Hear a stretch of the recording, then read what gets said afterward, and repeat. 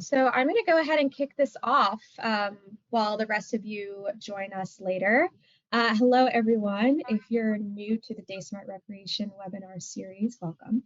And if you're a returning webinar watcher, welcome back.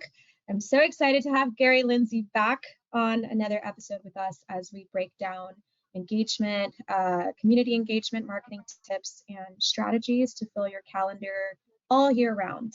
We'll be hitting every season today.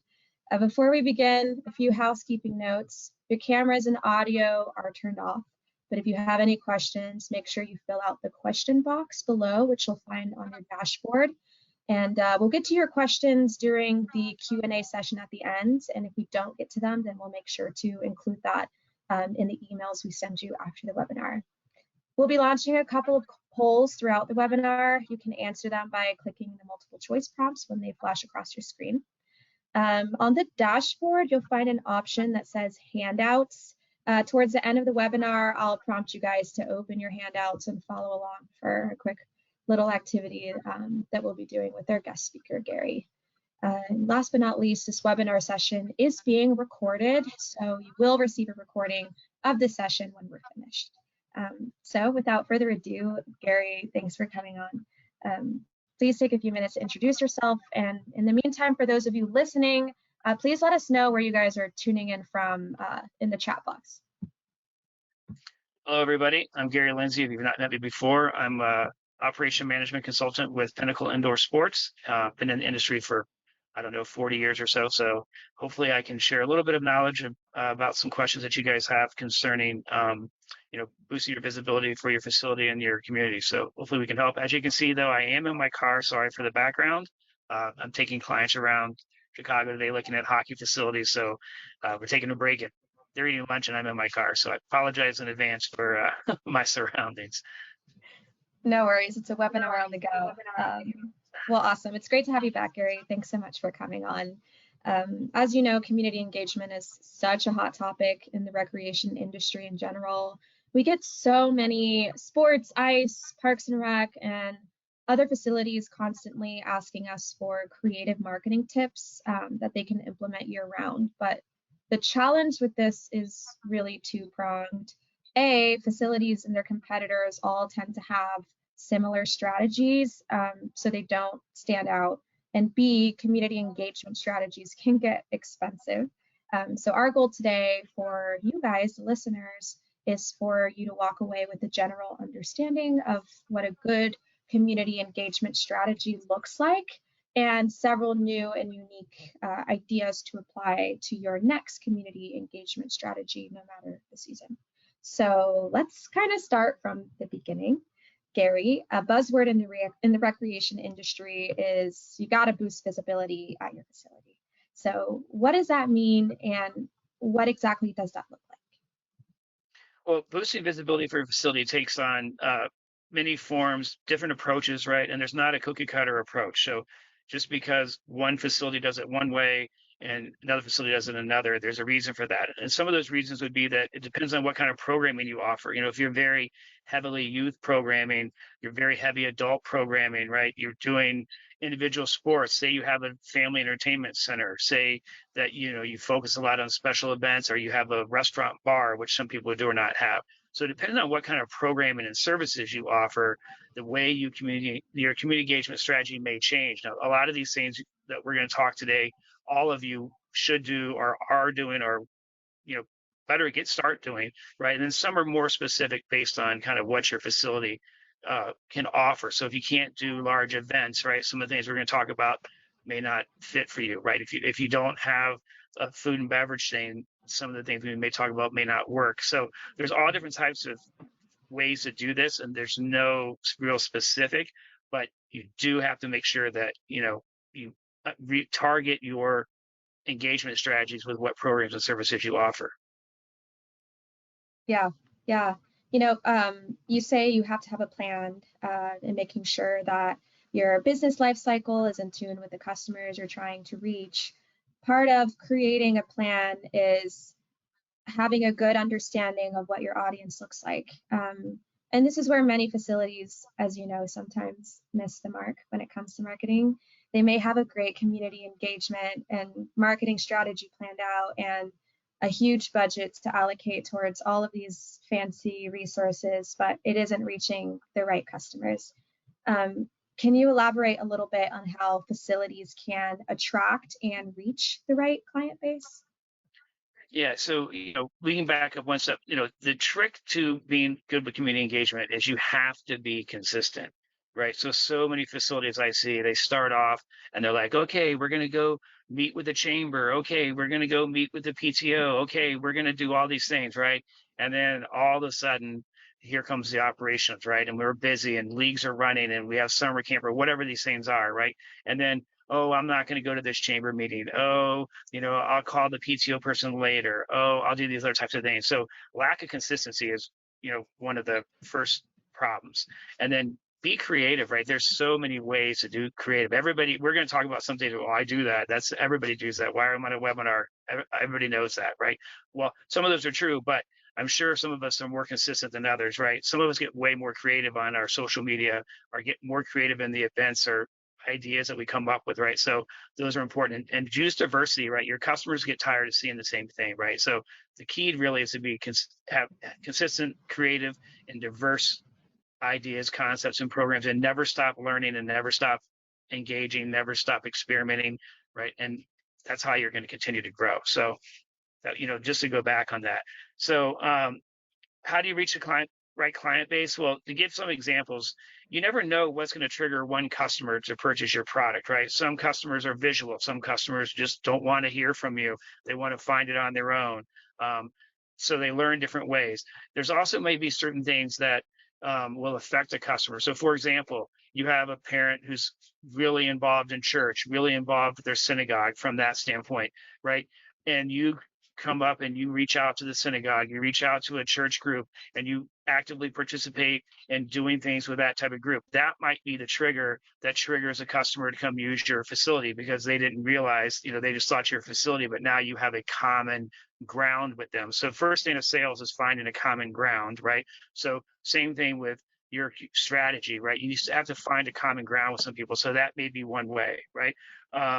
And getting involved with people's school, right? School is more important to some people than others, right? If you're engaged with their child's school, you offer programming for their school, the kids are allowed to engage with you from their school aspect. That may be the trigger that does that for you, right? Some people are influenced by social media. Well, let's not go some.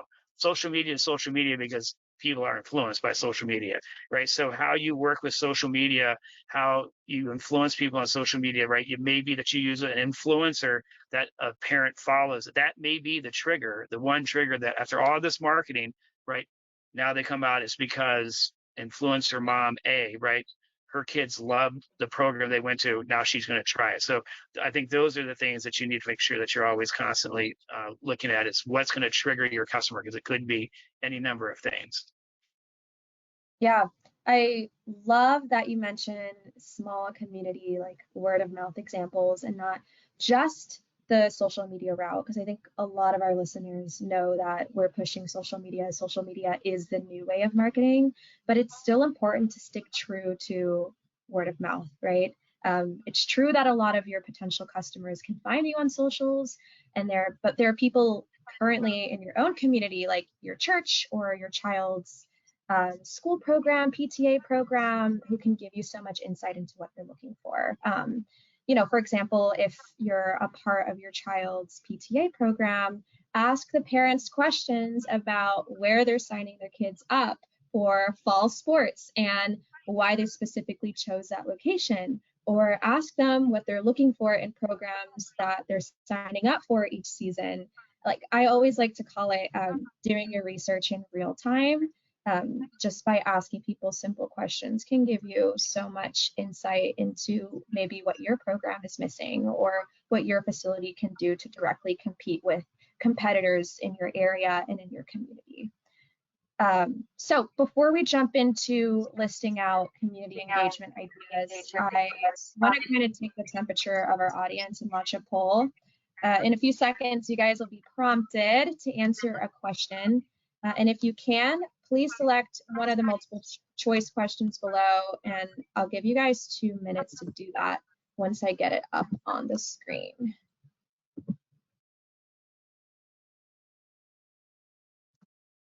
All right. So you guys should be able to see that poll question now. And that question is, what are some challenges you guys face during year-round planning? We understand that there are so many challenges that come with this, but some of the main ones are, getting enough registrations to fill the spots, filling gaps in your calendar during the slower periods of the year, finding new marketing ideas to bring members to your facility, or all of the above. I'll give you guys about a minute to answer that question.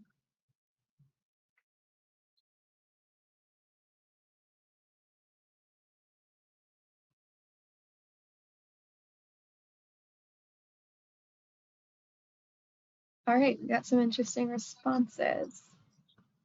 20 more seconds.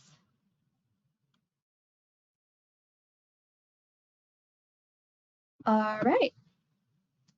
So, Gary, I'm not sure if you can see the results to the poll. I'll share it here in a minute.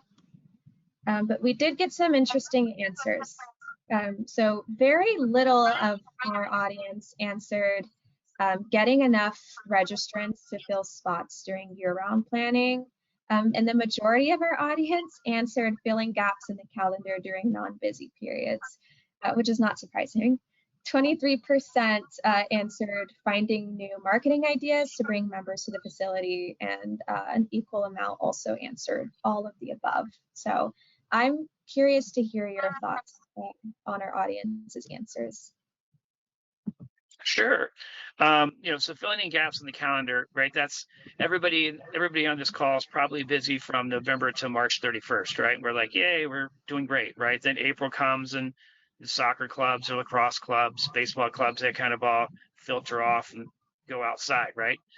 So then now we're stuck with now what do we do, right? So, oh my goodness, it's summertime. What happens? Well, there's all kinds of things you can do, and a lot of them that we don't think about. So some of you, I'm sure, have done dog shows, have done cat shows, right? Dog agility shows. Those are simple. Some probably, maybe if you sell beer, have done a craft brew expo, right? Those are things that you can do. Family reunions is one that very few people do, but there's a huge segment of families that's a pretty popular thing. They go and they do family reunions. They go and stay at a resort, or they go to an area and they look for places to bring a big group of family together. You can do inflatable games, cookout, barbecues, that type of thing. One of the big things that we've seen happen is corporate picnics. So during COVID, obviously those dropped down a little bit, but now that COVID is over and companies are doing their own engagement with their employees, they're looking for places to do. So generally they'll say, well, we'll do a company picnic, we'll rent out a park, right? And there's a volleyball court there, and they bring in an inflatable and they cook out, right? Well, most of us at our facilities, what happens if it rains, right? If it rains at the corporate picnic, their great adventure just got washed out. But if you market your facility, you can do the barbecue, you can do the cookout, right? Some of us have indoor outdoor. If you have an indoor facility, you can do all the things you can do outdoors, but inside, and you aren't affected by the rain, right? So those are, great things that you can do during the summer. Holding expos, right? So expos that take all weekend, arts and craft shows, kids consignment toy shows, right? So that's in your market. Usually you guys are going to do early childhood development programming. So having a kids consignment expo is a great way to do certain things like that. So there's a lot of things that are like card shows, memorabilia shows, right? So bringing a memorabilia show for the weekend, there's tons of traffic from that. Arts and craft shows, and arts and craft shows can take up maybe your gym space, and you can still be running programming on your turf space if you have a multi-sport facility. So those are all the different types of things you can do. They're weekend events, but they can bring in significant amounts of money. Like I did a railroad train show on our gym, put up tables. There's a lot of enthusiasts that do railroad gyms, right? Grass volleyball tournaments. Like everybody thinks, oh, it's outside, it's grass. Well, people want to play on a grass volleyball tournament, but guess what? If you have a big turf space, you can run grass volleyball tournaments. So those are things that you never really think of. Kickball tournaments if your facility is big enough. Wiffle ball tournaments if your facility is big enough. These things run year round. Spike ball, right? These things run year round. They're niche programming is granted, right? But all these niche programming have following, and then just doing a little bit of research and finding out where those things are will work. Another big one is if you're involved in your chambers, potentially do corporate chamber Olympics, right? So the chambers come in and bring in corporate teams, and you run an entire night or afternoon of corporate chamber games. So those are a lot of things you can do during the summer that a lot of people may or may not do. It does take some work, right? It does take some going out and making connections as a community. It does going out and building relationships, but all those things are things that you can do during the downtime. Yeah, yeah. I'm curious to know because 50% is still a pretty big percentage of people who have trouble filling gaps in their calendar. What do you think is the reason for that? Do you think that facilities should be doing a better job at planning for non-busy periods just in case? Or is it a lack of resources, not enough members to attend the facility? Like, what do you think is the biggest reason for that? I think it's all of the above, right? And I think that one of the big issues is it's not easy, right? If it was easy, everybody would do it, right? I mean, if facilities were easy to run and it was easy to program in the summer, it'd be great. It takes work, right? So sometimes facilities are short-staffed, right? So the person running the soccer leagues or they're running their big stuff during the winter, they come April 1st, they're like, oh, if I have to work another weekend, right? They're just tired, right? So for sure, that's part of it, right? Uh, how do you stay connected all winter long with like I said earlier, like going to chamber of commerce meetings, right? Okay, go to the meeting breakfast, go to the chamber thing, hold a chamber meeting at your a chamber party, a chamber meeting at your house, or an after meeting party at your at your facility, right? It takes time, right? And people don't want to go to a chamber happy hour from 5 to 7 o'clock at night on a Friday, the third Friday of every month, right? Because I've got to work all weekend. So that's just another thing that somebody has to do, right? And who's going to do it? So for sure, those are the reasons why, some of the reasons why those don't happen, right? So I think it's being consistent, right? It's having a plan, right? And then it's sticking with the plan. So that's where the failure comes from. Yeah, yeah, I think that's a really good point. You briefly mentioned some community engagement examples already. I know you touched on community events, but could you give us a little bit more examples about other things like sponsorships or open houses, facility tours, et cetera, et cetera? Yeah, I'll give you a quick list and then I'll highlight a couple of points with each list. Like social media, right? Everybody's on social media, right? TikTok, YouTube, Twitter, all Facebook, Instagram, all those types of things. Here's the problem with Facebook. If I pick Facility A's Facebook page and I go look at their posting for the last year, right? Usually 80% of those posts are sign up for the soccer league, sign up for the volleyball league, sign up for basketball league. It's all about telling people to sign up for a league, right?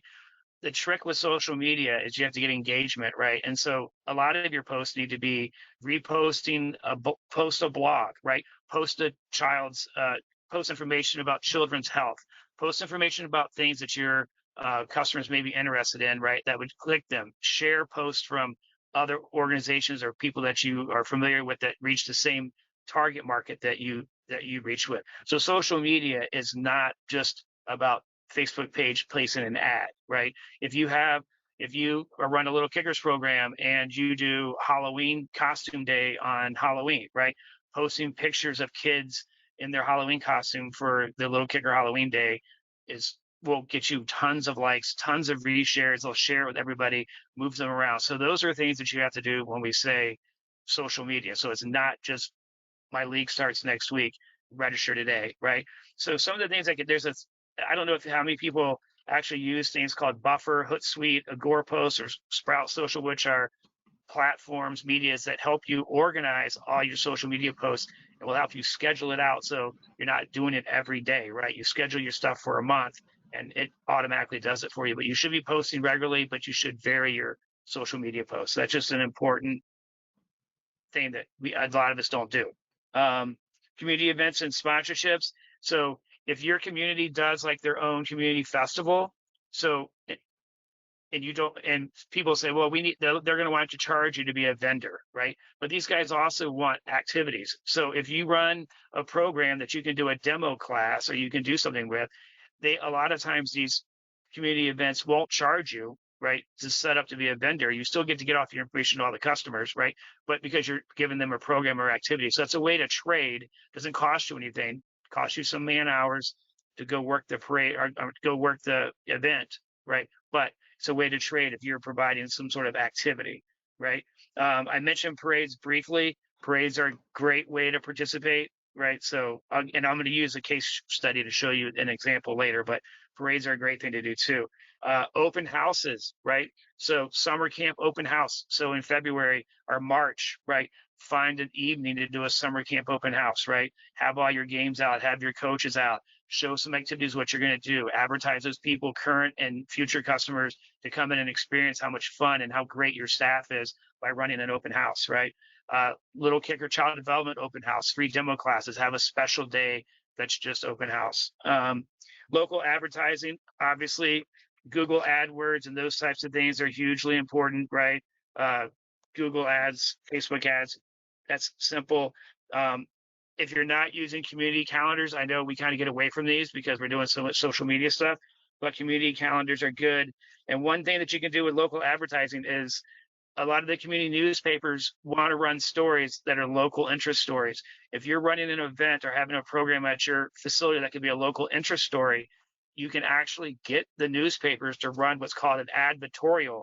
So it's a advertisement basically of your facility, but they're using it as an event. So the way they write it is they'll talk to you about, oh, you're running this whatever event, right? And then they'll ask you other questions about what other programming do you offer, and it becomes like an advertorial, and you don't have to pay for that because they're looking for content for their newspaper. Schools, obviously, partnering with schools is a big thing. If you're looking for employees, most high schools and colleges have job fairs, right? So if you're not going to high school job fairs, right, you're missing out on finding employers. Presentations to a college, high school, or college class, right? I've done 5 or 6 presentations to sports management schools, to classes about teaching what type of jobs are available in Parks and Rec. It gets a lot of cred for us, right? Helps us find employees as well, right? But it gives you some name recognition in the marketplace. Moms groups, right? You got to get with the moms groups. If you are not organized with moms groups, if you're not interacting with moms groups, right, you're missing a boat there. PTOs and PTAs, right?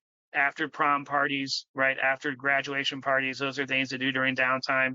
And sometimes PTOs and PTAs, you can't get access to this public schools, right? They don't allow private facilities to get access, but you can get access to those students through PTAs and PTOs through maybe digital backpacks every Friday, right? So those are things you can do there.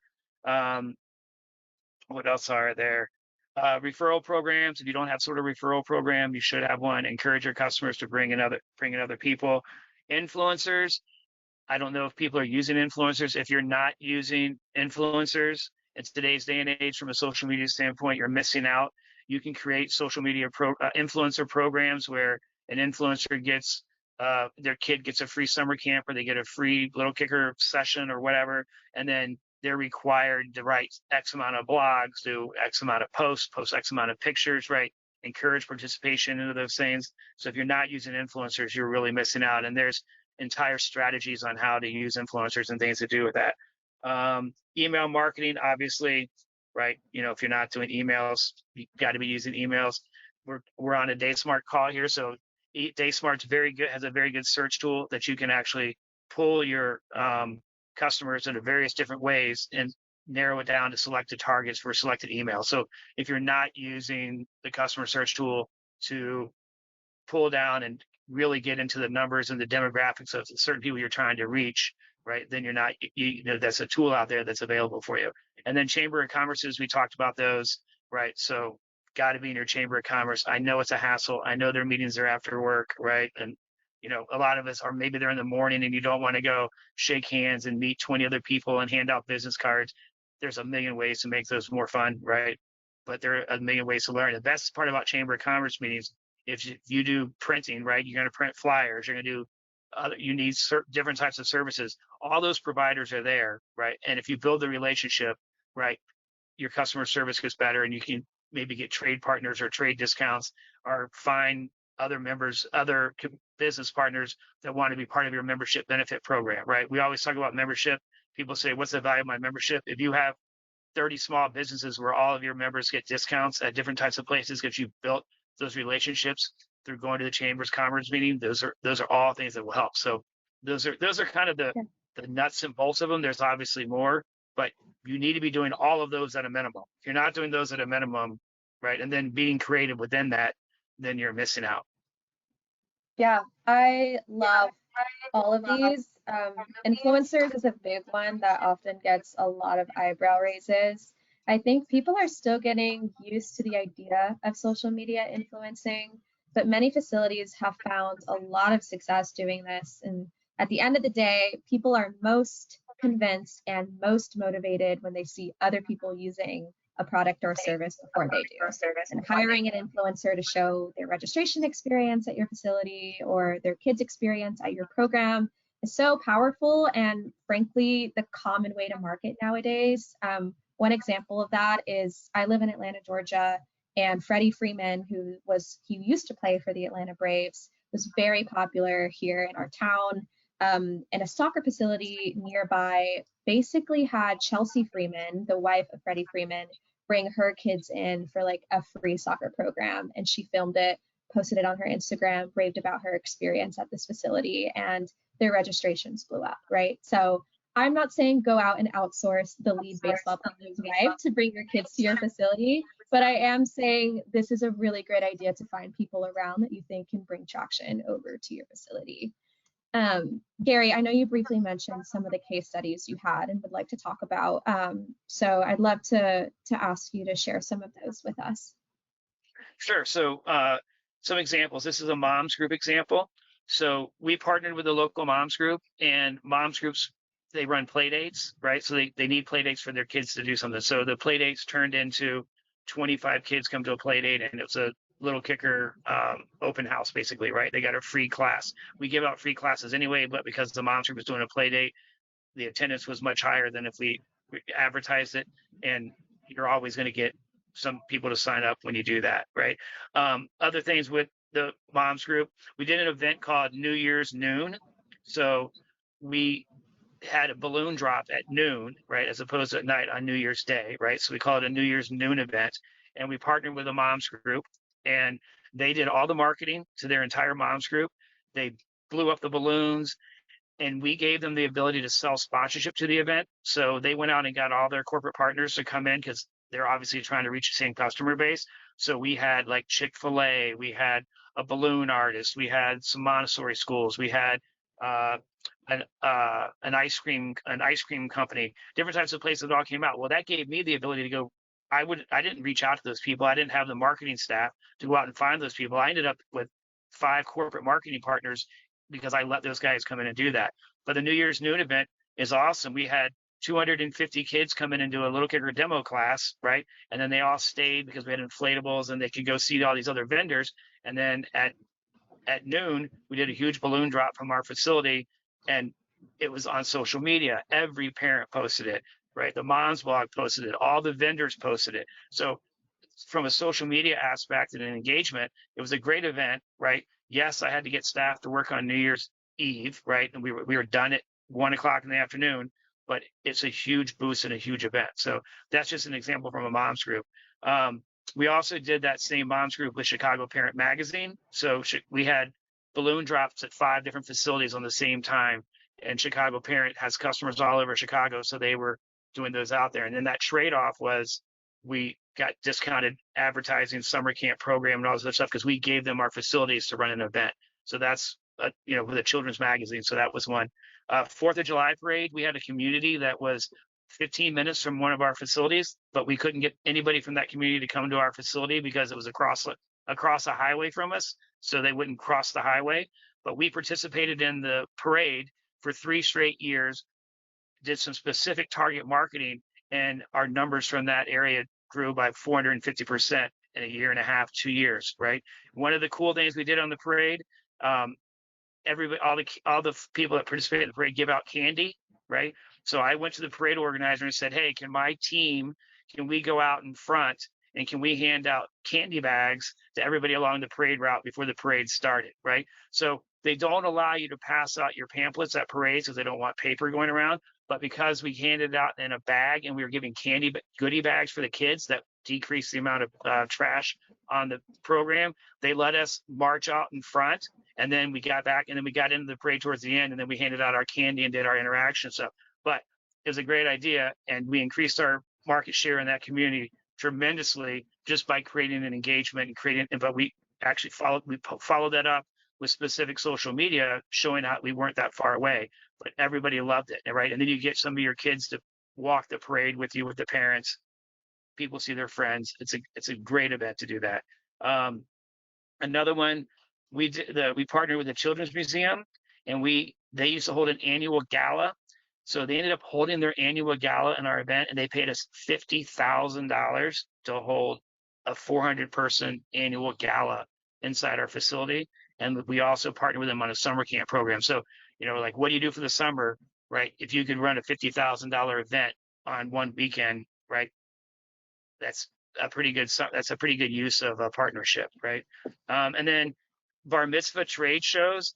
It's kind of interesting. I actually went to a bar mitzvah trade show, and then I said, why am I going to one? Why don't I host it, right? So we hosted a trade show during the summer for bar mitzvahs because they run those during the school year. So all the vendors that participate in the things go there. All the event planners went there. A lot of end user customers went there. Some people had no idea that we existed, right? Now we're holding the event. Our bar mitzvah numbers went through the roof because we had all the contacts, right? And then we built all these relationships with the vendors. So then when we had a bar mitzvah, we could help the bar mitzvah parent find a vendor because we built all the relationships by holding that trade show. So that we did that on a Saturday in the summer, right? And then all of a sudden it turns into revenue the rest of the year. So those are some case studies that I've found that have been successful. I am not going to tell everybody on this call they were easy, right? It's a lot of work, right? But that's some of those things you have to do. Yeah, yeah, I love those, and specifically the example you gave about the parade really resonated with me because as a marketer and a lot of people who are trying to figure out the game of marketing, we always think we need to go big, and sometimes less is more. And I really encourage you guys to think about like what are some items that you could be handing out at like a trade show or a parade that people will actually use. The bags, Gary's example about the bags is spot on. I'm also thinking about like fans, because usually at parades, it's super hot. People are melting while they're watching people perform in the parades. If you can hand out the little fans that are branded with your facility's name on it and information, that's awesome. Lanyards, like key lanyards, people always need that. Stress balls. Think about things that people are going to take home and actually use rather than just, fancy stuff that people might unfortunately just throw away after the parade. So I love all of these ideas. And for those of you who are listening and frantically scribbling down notes like I am, I'm going to make sure to compile a list of all of Gary's points and put them in the email so you guys have that as well. So let me follow up one real quick thing on the parades. The parade idea was great for the first year, right? But then every other business that didn't think of it, all of a sudden wanted to go to the parade thing. We want to hand out bags, right? And so yeah, you got to be careful. Ended up where one parade actually then sold the parade bag idea as a partner, as a sponsorship, right? That we didn't want to pay. So it became a great way for the parade to make a lot of money. So they charged a business that was bigger than ours to buy the bag and let them do it, and we couldn't do it anymore. So sometimes these things are one-off wonders, right? And then somebody gets smart. So I will tell you that you might get away with that parade thing once or twice, right? But some of them, they might not let you do it, or they'll figure out how to make money off of it. So the tip is, if you're participating in a local parade and bag sponsorships aren't an option, definitely go for it while you can. Cool. I know a lot of you here are specifically here for the actual like nitty gritty community engagement ideas. So let's start with a few low budget community engagement ideas that our audience can walk away with today. Yeah, so some of these things are going to not sound like a community engagement idea, right? But for example, birthday parties. So when you host a birthday party, if you don't have a rampant birthday party program and you're not actively marketing your birthday parties and you're not doing 3 or 4, 5, 6, 8, 10, 12 birthday party, depending on how much space you have, birthday parties a weekend, right? You're missing the boat because 70% of the customers that come to your birthday party are going to be friends of have never been to your facility before. And then all of a sudden you have the ability to do all this marketing for them. So I know it sounds like that doesn't sound like community engagement, but because 70% of the 70% of the people coming to your parties haven't been to your facility before, it is community engagement, right? So if you're not Yeah. doing those and you're not doing that, you're missing the boat. And I will say DaySmart has the ability now to book your birthday parties online, right? And I will tell you that when we switched to the online booking for DaySmart, we increased our birthday parties by over 200%. So as opposed to somebody going on our website and then having to call us and then having us call them back or whatever about a date, they could actually see the dates, reserve the dates, prepay for the party, do everything in advance, get everything done online, right? And we only have to talk to the customer a couple of days before their party, right? Or randomly to answer another specific question, but it increased our birthday parties dramatically. So if you're not doing those are big, right? Corporate picnics, I touched on those. They are great revenue sources. People will pay, companies will pay good money to host a picnic. Parents' night outs, movie nights, community engagement, right? So a movie night, you're not charging to show the movie, right? You get an inflatable screen, you put that out there, you give away a popcorn and soda to people. It doesn't cost you anything, right? It's a free community event, right? Have them do that. Maybe you have a dog day. Bring your dog to facility a day, right? Whatever it is, bring your pet, an event where people can bring their pets and socialize. You have to have socialized engagement type of things. Parent night out, movie nights out, right? Where parents want to go out to dinner, right? And you run a program. Yes, you can charge for that. Parents will pay, right? But those are community types of things because the parents may be going out to dinner with another couple, right? And where are your kids today? Man, babysitters are expensive, right? Oh yeah, our kids are over at ABC facility. It's great. We go there, we drop them there every other Friday, right? It's great. So those are why these don't sound like community visibility events, right? Or things they actually are because you're building customers and building relationships, right? After prom, every facility should be doing at least one after prom party a year, right? If you're not doing an after prom party, you are completely missing out. They're simple. Parents want their kids going to places where they know they're safe, right? They don't want them going to some dude's house, right? That the parents aren't there and drinking beer all afternoon, all night, right? So the after prom parties are huge. Eighth grade graduation parties, fifth grade graduation class parties, right? Those are all big. Those are all easy things to do if you get involved with the local schools or PTOs, right? And bar mitzvahs, obviously, like we said, those are low budget. These are money making things, right? So not only are they community, you make money on these events, right? But they bring tons of people from your community that may or Yeah. may not have ever been in your facility before. Yeah, I'll actually stop there because we did get a few questions about the bar mitzvah. Yeah. Leon, who is an attendee, asked, are you organizing the bar mitzvah trade show or do you work with the organizers? You can do it both ways, right? So it's way harder for you to organize it on your own. There are event corporations that put on those types of events. They can rent space from you, and then then the vendors are there, right? And you're going to go network with the vendors while they're there. And obviously, you get a booth to market your stuff. You get the ability to showcase your facility. So part of the whole trick is, it may be the vendor that comes in, and maybe you give the event promoter the facility or a portion of the facility for free, right? I know I'll be like, Yeah, whoa, free? No way, I can't do that, right? I'm not a big fan of giving away things for free. I'll be the first one to admit. However, for somebody like that, I'd give him the facility for free, but there's a caveat, right? I'm going to have my staff there. We're going to be running programs and events. As part of your marketing, you're going to market to the end user that there's activities for your kids to do, right, at the facility. So I'm getting full marketing reign, right, at that facility, and the event promoter is not having to pay to put on the event. So you can do it a couple of different ways. If you have all the contacts and you want to cut out the event promoter, once you know all the people that are all the providers, right? then you can do it yourself, right? We did a party where we only invited in event planners, right? So we did an event planner party, and we brought the event planners in, and we had everything set up to show what we could do at different bar mitzvahs or bigger parties or bigger corporate events.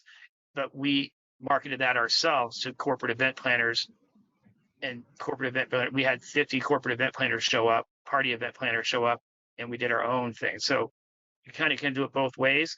The fastest way is to go find the promoter of the event and then figure out a way to make that work for you in your best interest. Yeah, love that. Leon, I hope we answered your question. And again, we'll plug in any answers to our questions in the email you guys will get afterwards. Let's shift gears and talk about higher community engagement and marketing ideas.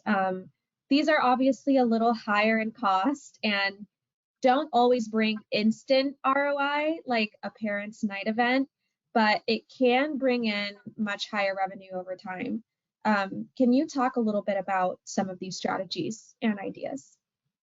Yeah, so we talked a little bit about the parades and community events. We put this in kind of the bigger ideas. You can go big with these festivals and community events, right? You can set up, you can, there's a million levels of participation at these events, right? So you can sponsor a 5K run if you want, right? You can volunteer at a 5K run.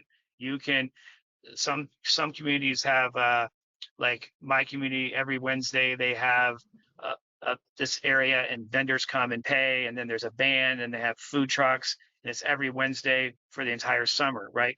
Well, we can go there as opposed, again, I didn't pay to be a vendor because I provided a children's activity to keep kids active while they were there, and we were able to participate in that and hand out all of our information. But it did take me 5 staff people every Wednesday night for 8 Wednesdays, right, to do that. But it costs money, but my return over time, right, was very high because each time I got a new customer, right, each customer is worth $500 to $2,000 depending on how many programs and services they use. So at the end of the day, it didn't really cost me that much money, right? This is one of my favorite sayings: marketing is an investment, not an expense, right?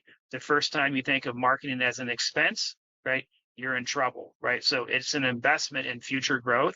So you can't be afraid to spend the money or spend the time, right, to try to go out there and get that done. Trade shows are huge. If you do a trade show at your facility, whether it's a craft show, a big like home improvement show, there's tons of customers. Most of those customers are never going to know who you are. A boat show, a car show, whatever these things are, a lot of those people don't know who you are. So remember what we said about earlier about triggering somebody to buy, right? All of a sudden somebody's involved with trains and they're a grandfather and they have a grandson and they see your facility. Next thing you know, they buy their grandson or granddaughter a little kicker session for Christmas, right? Because the mom, wasn't something that she was focusing on, and you reach them through the grandparent, through the train show, right? So all these things work, right? Some cost a little bit more money to run than others, right? Craft beer festivals, right? Craft beer festivals are usually sponsored by a radio station, right? So you want to get in on radio advertising, but don't want to pay for radio, right? Run the craft beer festival for the event promoter with the radio station. Now all of a sudden, now you're on radio every day, 24 hours a day, or on a TV station every day, 24 hours a day, promoting the craft beer show at your facility. All these people come into the facility that may not have ever been there before. There may be a lot of guys that play cornhole, a lot of guys that play spike ball, a lot of guys that play soccer, basketball, volleyball, whatever you have, right, in your facility. Now you've reached a whole nother market that you didn't know. People didn't know you had a bar at your facility, so I'm not going to go play there. They don't have a bar. All of a sudden they find out, whoa, man, they have big screen TVs. They have a bar. They have food, all this great stuff. Now all of a sudden they're playing in your league because they found you through the craft beer show, right? So these are bigger events. They take way more time, way more planning. They can be big money makers, right? But that's how you have to look at it from a different way. Ethnic festivals are big, right? I ran a soccer tournament for a specific ethnic group, and I had never marketed them before. They reached out to us. Next thing I knew, everybody in that community played soccer. Next thing I knew, I had 15 teams in my indoor league, right? Out of nowhere, completely random. I wasn't even trying to get, I was just trying to make money on a weekend to run an event. Next thing I knew, I had 15 teams in my league. So those things do work, right? Your facility's not big enough. I don't know if Kiva Sports is on this call, but Kiva has an indoor outdoor facility, and they started doing big, like real life big concerts right at their facility outside that drew all kinds of adults that may or may not have been in their facility before, right, to run an event. Now, it was a huge moneymaker, right? But they had to spend a lot of money to get the band, right? A lot of money for, there's a lot, huge output, but they were the concert venue for a medium-sized band with 5,000 people there. They made a lot of money, but it took a lot of work, right? So all of you aren't that big, right? Me included, my facilities aren't that big to do that, but those are things that are big events that you can attract a lot of people that haven't been to your facility before. Yeah, yeah, the key to this is scaling your expectations and understanding that sometimes the ROI isn't instant, like right after the event. It's measured over time. It goes back to our initial conversation about boosting visibility and the power behind brand awareness. You want to make sure that your brand and your facility is at the top of mind when it comes to programs, events, parties, etc. And if that means people think about your logo or they see your logo somewhere 2 months after your concert or festival and say, oh my gosh, ABC facility, I remember them from this day, you did your job, right? And sometimes those aren't always measurable, but it is so important to awareness and boosting visibility in that way. I know we're kind of running on time, so I really want to make sure we get into our quick activity. Again, we learned the importance of boosting visibility and also researching and targeting your audience.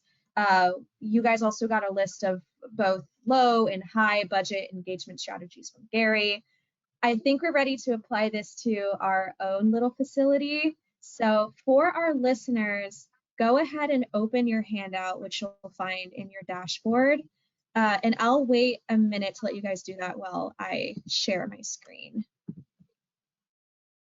And if you can't find it, please let us know.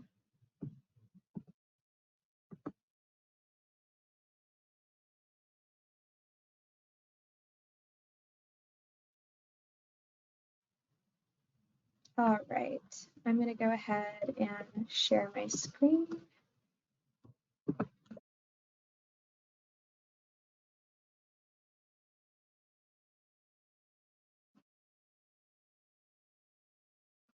All right, hopefully you guys can see this. Awesome. All right, well, I didn't get any questions from our audience, so I'm going to go ahead and move on to the activity. So we have our own family center that we get to work on as our own case study. And you guys can follow along and kind of get some insight from Gary's point of view in terms of what we should do with this facility. So Gary, we have a Piedmont Family Center, which is a medium-sized multi-purpose facility located in Atlanta, Georgia. For those of you who don't know, I am located in Atlanta, Georgia, so this was the source of inspiration. Oops, let's see if I can share this again. There we go. And let me full size this too so everyone can see. There we go. There we go.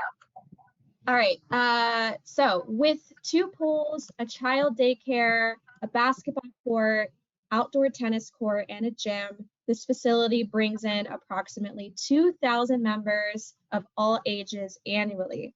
So here are the few programs that Piedmont Family Center runs. There's a kids tennis league every summer, a kids basketball boot camp, which is every fall, swim lessons, which are all year, and Cajun classes, which include, the typical yoga, Zumba, Pilates, etc. And that's all year. While the facilities programs are very popular, the staff wants to achieve 2 things. 1, the staff wants to increase member registrations each year by boosting visibility in their community. And 2, they want to create more streams of revenue by offering more programs and hosting more events throughout the year. So, Gary, what ideas would you suggest to help Piedmont Family Center, this medium-sized, family-friendly facility, boost their visibility in their community? Well, since a lot of this programming is individual programming, right? So if we look at all these kids as individual kids basketball, swim lessons, these are all individual type of participation programs. So in this particular case, right, influencers, right, social media spend on Google spend, Facebook, Instagram, spend money on those platforms, right? And influencers. If you can go get the right influencer whose kids have a great time, especially like swim lessons. If you've seen the swim lesson facilities, they all use influencers, right? Because influencer A's kid learned how to swim, and then they throw in a story, a safety story of how it saved the kid. It's that's how you do it. It's influencers and social media. There's really not a huge trick um, from that standpoint. Those would be your two highest uses. Again, going to the parades, all the things we talked about are kind of all there. But member registrations are, you know, a lot of these things are kind of in-house, how good you are in-house, right? If you offer a good program, right, and you get referrals, those and a referral program here because these are all individual registration things, having a referral program would be beneficial for that from number one. Number two is to create more streams of revenues by offering more programs and hosting more events. That's just going out in the community and getting with community partners and reaching out there and participating in events and then coming up with creative ideas to host events, right? So hosting your own event or creating your own event takes way more time and energy, right? But it becomes your product, your brand, right? And you build customer loyalty. So those would be the kind of the two keys I would think from that. More streams of revenue is what kind of if you haven't done a community needs assessment to figure out what you actually need in the community and what type of things your community is lacking from your activities and program, figuring out what your community needs and then going out and creating a program to service that need. Yeah, yeah. And first thing that came to mind, let's say Piedmont Family Center came to me and said, I need a few ideas to create more streams of revenue at my facility. Off the top, I'm thinking, okay, they have some indoor facility units that could be leveraged during non-program times. And I know that 50% of our audience said that they have issues using and leveraging their facility during non-busy periods. I'm thinking off the top, let's organize like a kids night in movie night, similar to the example you gave about let's leverage our indoor basketball court, for example, and bring in the inflatable movie screen, let the parents drop off their kids, give them some popcorn and sodas and call it a night, right? I think that's one way that this facility can already create more streams of revenue, and that's instant ROI, right? Do you have maybe like one or two other ideas? Sure. Like we talked about earlier, partner with moms groups, right? Moms groups are always looking for events and do play dates. Yeah. So play dates are huge. You can do stay-at-home moms need something to do with their kids during the day, right? They need a different variety of different types of activities. Offer a free play date, right? You can charge them for it. Don't charge them for it. It's a marketing expense, right? Bring them into your facility to do it and have play dates for moms groups. And in your market, there will be 5 or 6 different moms groups, right? Do a play date. If there is a community, some moms groups run. So some of the moms groups in Milwaukee, they run a work day, a day with Santa, right? Santa's workshop, right? So they do a big winter event.